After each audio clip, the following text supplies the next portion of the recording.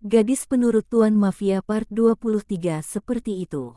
Sesampainya di rumah, banyak orang di sana, membuat Sofia menatap heran kepada pria di sampingnya. Siapa mereka, Tuan? Anda sedang mengadakan pesta. Mereka yang akan mengatur pernikahan. Aku mempercepat tanggal menjadi minggu depan, jadi mereka datang untuk dekorasi, gaun dan lain semacamnya.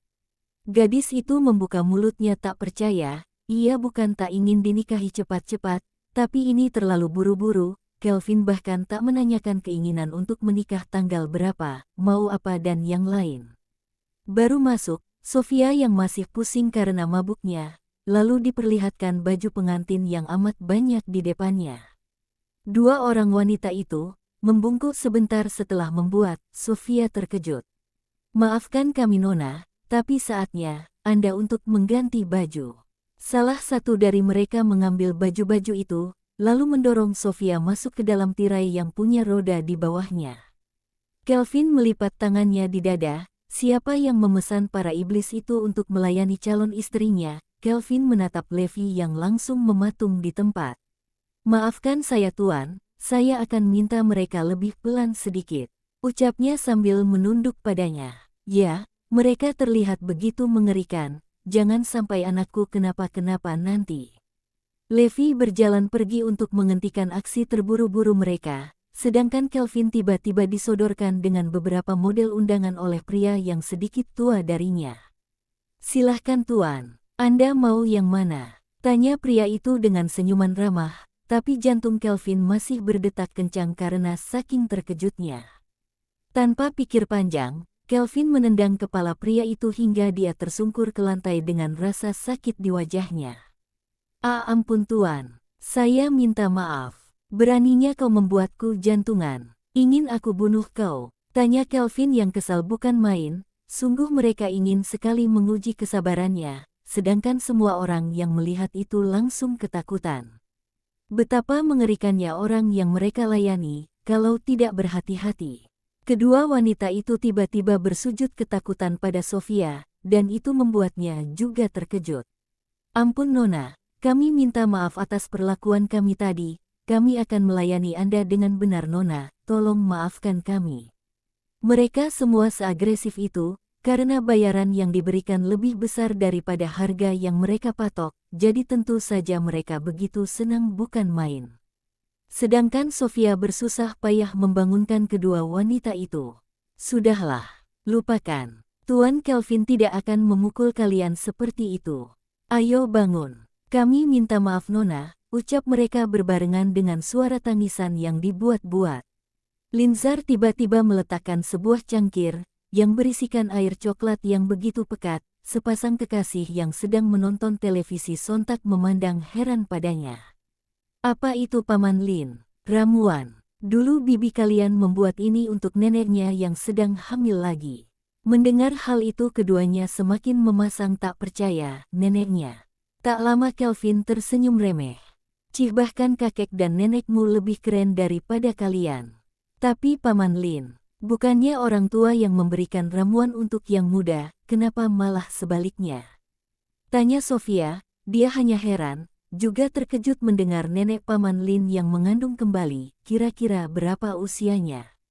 Karena istriku itu dulu, selalu mempelajari ramuan tradisional, dia belajar dari mana saja, walau tidak ada keturunan pengobatan di keluarganya, ya cita-citanya dulu adalah seorang dokter tapi orang tuanya melarangnya, dan dia malah dijatuh ke dalam lubang hitam, balas Linzar dengan mata yang lurus ke arah lain. Sejak mendengar Sofia hamil, Linzar menolak untuk dipanggil Tuan, lagi pula dia juga akan punya cucu, walau bukan secara langsung dari anaknya, tapi Kelvin sudah ia anggap seperti anak sendiri. Sofia termenung, ia tahu apa maksudnya. Kasihan istri paman, siapa yang tega berbuat seperti itu? Oh iya apa aku bisa bertemu dengannya?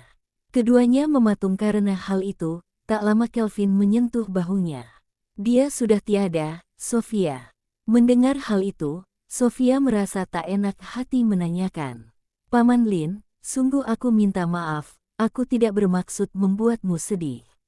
Cukup, dia itu tidak sedih lagi, toh banyak wanita yang bersamanya saat istrinya tidak ada, ucap Kelvin yang langsung mendapatkan bogeman mentah dari Linzar. Sofia yang melihat itu berteriak dan membantu Kelvin.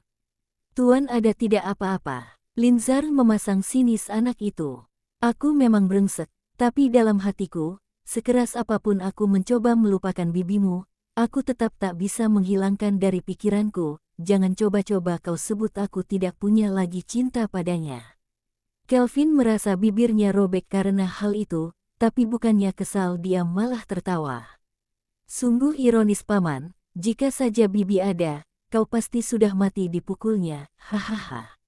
Anak kurang ajar kau ya. Kemari kau, ujar Linzar yang ia menangkap Kelvin yang berlari ke belakang Sofia.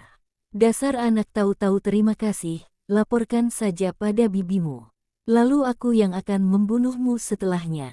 Sofia yang berada di tengah-tengah mereka, merasa risih dengan keduanya. Dasar mereka ini terlihat keren dari luar saja, aslinya masih saja anak-anak.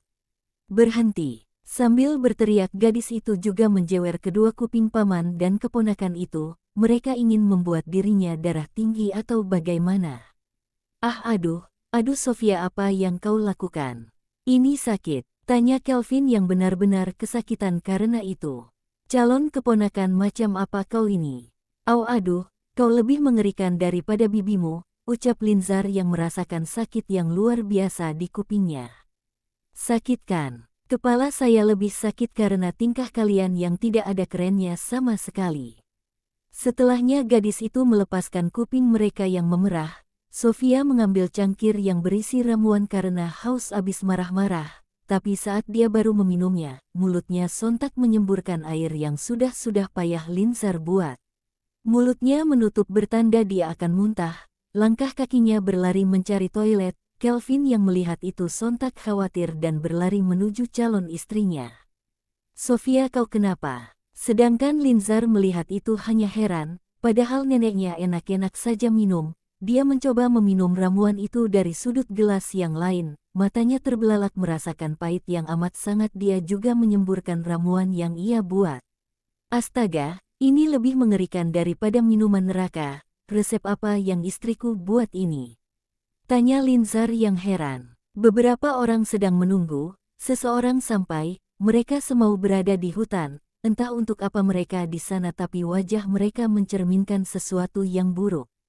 Sebuah mobil hitam datang, dengan seorang pria yang memakai kacamata hitam dengan begitu kerennya, dia keluar. Mereka semua terkejut saat Kelvin berjalan dengan seorang diri, ayah dan para pamannya menatap sekitar waspada. Kelvin yang melihat itu membuka kacamatanya sambil tersenyum. Tak perlu seperti itu, ayah. Aku kesini sendiri, ucap Kelvin dengan senyuman iblisnya. Pembohong, aku tahu sudah banyak yang kau sebarkan bukan? Tanya Raymond menatap penuh curiga. Untuk apa aku melakukan hal itu? Bukannya kau ingin bicara tentang bisnis? Lalu untuk apa aku membawa pasukan? Tanya Kelvin yang membuat semuanya termenung. Mereka semua tetap waspada, bagaimana anak ini tumbuh begitu cerdik dan licik, mereka harus berjaga-jaga karenanya.